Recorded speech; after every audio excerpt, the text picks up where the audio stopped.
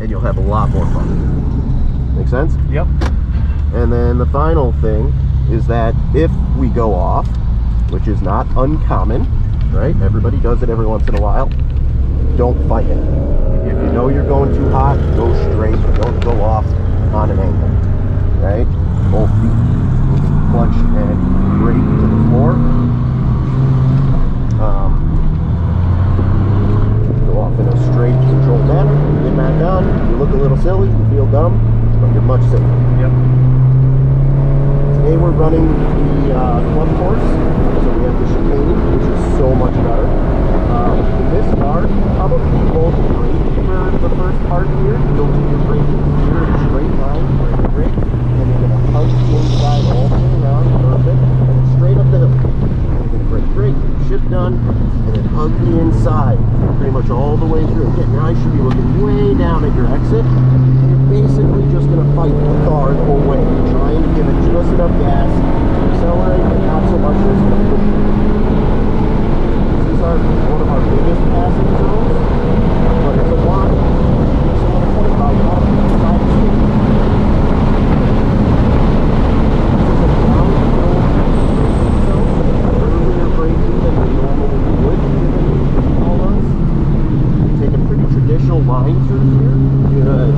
And then we kind of stay here, right? Not all the way to the left, but most of it. Easy hands up over this hill. It's off camber and slides away. So it's good.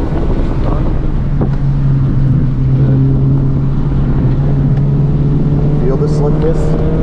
Yep. Stay left. Now go right. Good.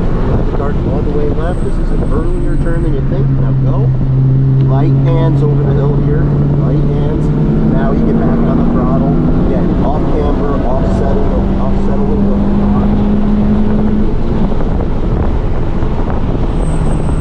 brake, off the brake, start going in.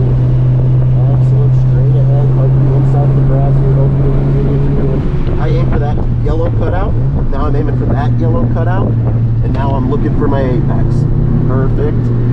Very good. Now straight at the next one. Don't swing out. Good. Full power to touch that hole. Another passing zone. I would say the opposite. With the low horsepower, you need the best possible exit point. Oh, yeah. Right? The most speed. You know, an extra mile an hour at the exit is 10 miles an hour at the end of the sprint. Right?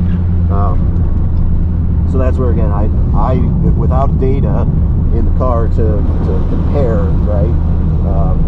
That's where I always just look at my exit RPMs.